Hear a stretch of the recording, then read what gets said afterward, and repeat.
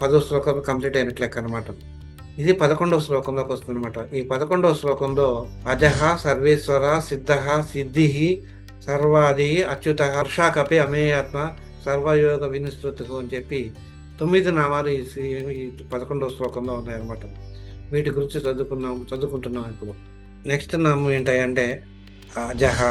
అజహ అంటే నిరసించువాడు అని అర్థం. నిరసించేవాడు ఏం నిరసించటం? ఇక్కడ ఒక పని చేద్దాం అనుకున్నాం అనుకోండి, ఆ పని చేసేటప్పుడు అనేక రకాలైనటువంటి ఆటంకాలు వస్తాయి. ఆటంకాలు వచ్చినప్పుడు మనం ముందుకు వెళ్ళలేము. పని చేయాలని మనసులో కోరిక ఉన్నా కానీ మనం ఆ పని చేయడానికి ఏదో ఒక అడ్డం వస్తుంది అనమాట. దాన్నే ఆటంకము అని మనం అంటున్నాం. వాటన్నిటినీ కూడా అట్లాంటి అడ్డాలు ఏవైతే ఆటంకాలు ఏవైతే ఉన్నాయో వాటన్నిటిని రాకుండా మన దగ్గరికి రాకుండా చేసేటువంటి వాడు ఎవరయ్యా అంటే కృష్ణుడు. ఆయన్నే అజహ అంటారు అనమాట. మన భాషలో మనం చెప్పాలన్నప్పుడు తన యొక్క భక్తుల్ని తన దగ్గరకు రాకుండా ఎవరైతే ఆటంకపరుస్తూ ఉంటారో, ఏ శక్తులు అయితే ఆటంకపరుస్తుంటాయో, ఎటువంటి బంధనాలు అయితే అతన్ని రాకుండా చేస్తున్నాయో వాటి ప్రతిబంధకాలన్నింటినీ తొలగించి తన దగ్గరకు తీసుకెళ్లేటువంటి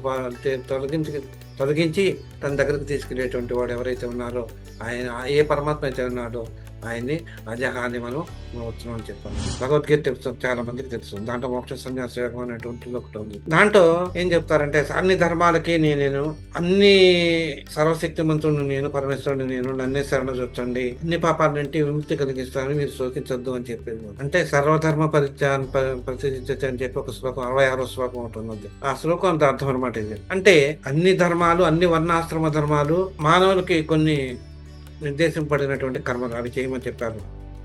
అవి చేస్తే మనల్ని భగవత్ సాక్షాత్కారానికి దగ్గర అవుతాయని సూచించే మార్గాలు అనమాట. అవి మనల్ని చేయకుండా కొన్ని శక్తులు మనల్ని నిరోధిస్తూ ఉంటాయి. ఆ శక్తిని నిరోధించినప్పుడు మన యొక్క భక్తి లేకపోతే మన యొక్క సంకల్పం గట్టిదైనప్పుడు ఆ పరమాత్మ మనకు తోడ్పడతాడు అనమాట. అలాగే అన్ని కర్మల్ని వదిలి మనం అన్యథా శరణం నాస్తి అని చెప్పి పరమాత్మని శరణ వేడినప్పుడు ఆయన మనకి అనేక రకాలుగా మనకి సహాయపడతాడు అనమాట. ఇంకొక రకంగా మనం తీసుకున్నట్టయితే అజుడు అంటే జన్మం లేనటువంటి వాడు అని చెప్పి అర్థపడకపోతుంది. పుట్టికే లేనటువంటి వాడు ఎవరయ్యా అంటే పరమాత్మ ఒకడే. మనం ఇదివరకు భగవంతుడు అనే దానికి ఒక నిర్వచనం చదువుకున్నప్పుడు అనేక రకాలైనటువంటి గుణాలు ఆయనకి చెప్పుకున్నాం మనం. దాంట్లో నిత్యుడు అనే ఒక మాట చెప్పుకున్నాం మనం. నిత్యుడు అంటే ఎల్లకాలము ఎప్పుడూ ఉండేటువంటి వాడు. అంటే ఎప్పుడు ఉండాలి అంటే ఆయన మరణించకూడదు కదా. జన్మనే లేని వాడు మరణించడం అనేటువంటిది ఉంటుంది. జన్మ ఉంటేనే కదా మరణం అనేటువంటిది. ఎవరికైతే జన్మ లేదో, గుణరహితుడో, ఇలాంటి గుణాలని మనం చెప్పుకున్నాం. అటువంటి వాడినే పరమాత్మ అని మనం అంటున్నాం, భగవంతుడు అని అంటున్నాం అని చెప్పి మనం చెప్పుకున్నాం. పరమాత్మ అంటే ఉత్తమమైన ఆత్మ అని ఒక అర్థం ఉన్నది. ఆయనే భగవంతుడు అని మనం అంటున్నాం. అన్ని ఆత్మల్లో కొద్దిగా ఉత్తమమైనటువంటి ఆత్మ కలిగినటువంటి వాడు ఎవరయ్యా అంటే పరమాత్మ స్వరూపుడైన భగవంతుడే అని చెప్పి మనం చెప్పుకున్నాం. ఆయనకి ఏంటనమాట, ఇక ముందు పుట్టడు, జన్మం అనేటువంటిది లేదు. అంటే ఇంతకు ముందు పుట్టలేదు, ఇక ముందు పుట్టబోడు.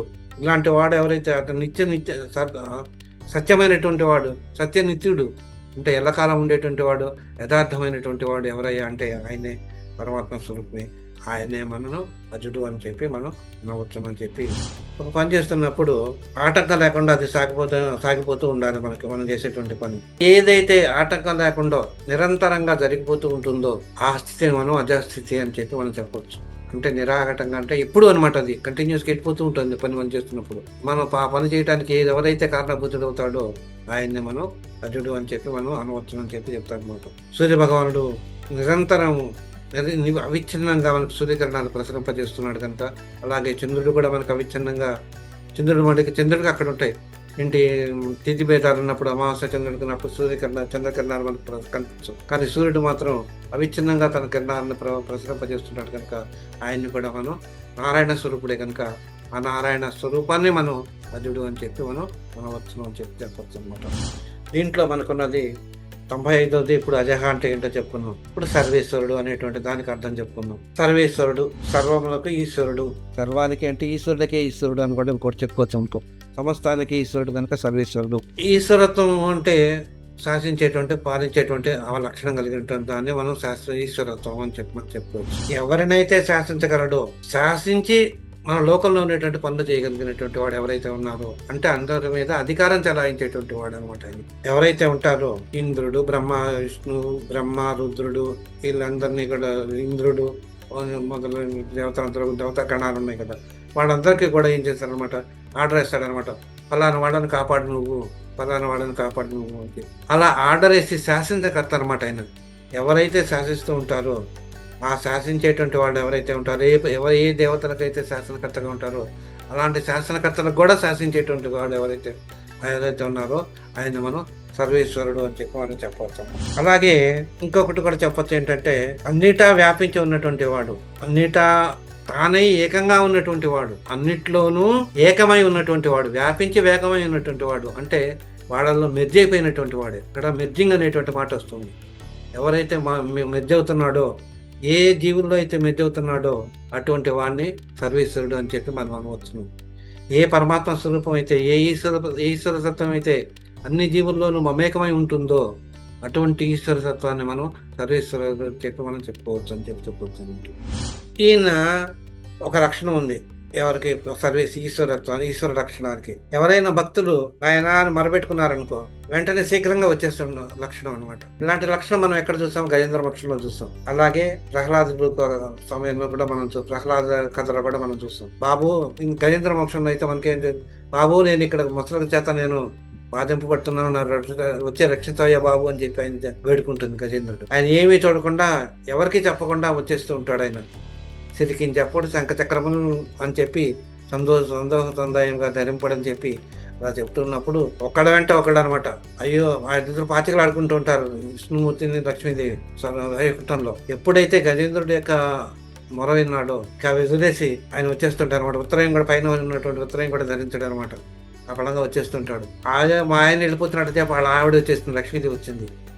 అయ్యో వీళ్ళిద్దరు ఎక్కడికి వెళ్ళిపోతున్నారు అని చెప్పి వాళ్ళు ధరించినటువంటి ఆయుధాలు ఒకటి తర్వాత ఒకళ్ళు అనమాట. సుదర్శనం గద, కౌముది గద, తర్వాత శశేంద్రుడు, ఆదిశేషుడు, అలా ఉత్తరయం, ఇవన్నీ కూడా వచ్చేసాయి అనమాట. ఆయుధాలన్నీ కూడా ఎక్కడికి వెళ్ళిపోతున్నారు వీళ్ళు, స్వామి ఎక్కడికి వెళ్ళిపోతున్నాడు మనకు చెప్పకుండా నుంచి. మమ్మల్ని తీసుకెళ్ళలేదే, భక్తులను రక్షించాలి అంటే మమ్మల్ని తీసుకెళ్ళాలి కదా, కానీ మమ్మల్ని కూడా తీసుకెళ్ళలేదే, తీసుకెళ్లకుండా వెళ్ళిపోతున్నాడు, ఎక్కడికి వెళ్ళిపోతున్నాడు అంటే అవి కూడా పరిగెత్తుకుంటూ వచ్చేసాయి వెనకాల. ఎప్పుడైతే గజేంద్రుడి దగ్గరకు వస్తాడో అప్పుడు ఆయన సీమితంగా నిలబడినప్పుడు ఎవరి స్థానాల్లో వాళ్ళు ఉంటారనమాట. ఆ క్షణంలో సుదర్శన చక్రంతో విష్ణుమూర్తి ఆ మొత్తాన్ని చంపుతాడు. అడిగిన వెంటనే భక్తుల మొర ఆలకించి ఏ స్వరూపం అయితే మనల్ని కాపాడుతుంటుందో అటువంటి తత్వాన్ని ఈశ్వర తత్వం అని చెప్పి మనం చెప్పుకోవచ్చు ఒక రకంగా. కనుక అటువంటి ఈశ్వర తత్వం కలిగినటువంటి వాడు ఎవరయ్యా అంటే విష్ణుమూర్తి. కనుక ఆయన్ని విష్ణుమూర్తి స్వరూపం కనుక ఆయన్ని సర్వేశ్వరుడు అని చెప్పి మనం అనుకోవచ్చు అన్నమాట. ఏమండి ఈశ్వరుడు అంటున్నాము, చెప్తున్నారు ఈయన శివుడికి అన్వయించాలి కదండి అని చెప్తారు. శివుడికి కూడా అన్వయిస్తుంది ఇదేనా. అలాగే శివుని యొక్క నామాల్లో విష్ణు నామాలు కొన్ని ఉంటాయి, విష్ణు నామాల్లో శివుని యొక్క నామాలు కొన్ని ఉంటాయి. అంటే ఏంటనమాట, వారి యొక్క లక్షణాలు ఒకటేను అని చెప్పి మనకు అర్థమవుతుంది. ఆ లక్షణాన్ని, ఆ నామాన్ని కనుక స్వభావాన్ని, మన తత్వాన్ని మనం తెలుసుకోగలిగితే దాన్ని మనం చెప్పుకోవచ్చు అనమాట. అంటే వాళ్ళిద్దరికి అభేదులు అని చెప్పి మనం చెప్పుకోవచ్చు. కనుక శివకేశవుల అభేదం మనకు లేదనమాట. అభేదం లేదు అని చెప్పి మహానుభావులు కొందరు వచ్చిచ్చారండి. శివాయ విష్ణు రూపాయ, శివరూపాయ విష్ణువే అని చెప్పి ఆదిశంకరాచార్యులు మనకి చెప్పారు. వాళ్ళిద్దరూ ఒకటేను, విడదీసి చూడొద్దు అని చెప్పి మనకి చెప్పారు. అలాగే అటువంటి స్వరూపం ఏదైతే ఉన్నదో అటువంటి స్వరూపమే సర్వేశ్వర స్వరూపం అని చెప్పి మనం చెప్పుకోవచ్చు. దీంతో మనకి 96 నామాలు పూర్తయినాయి అనమాట. సర్వం శ్రీ రామ స్వస్తి.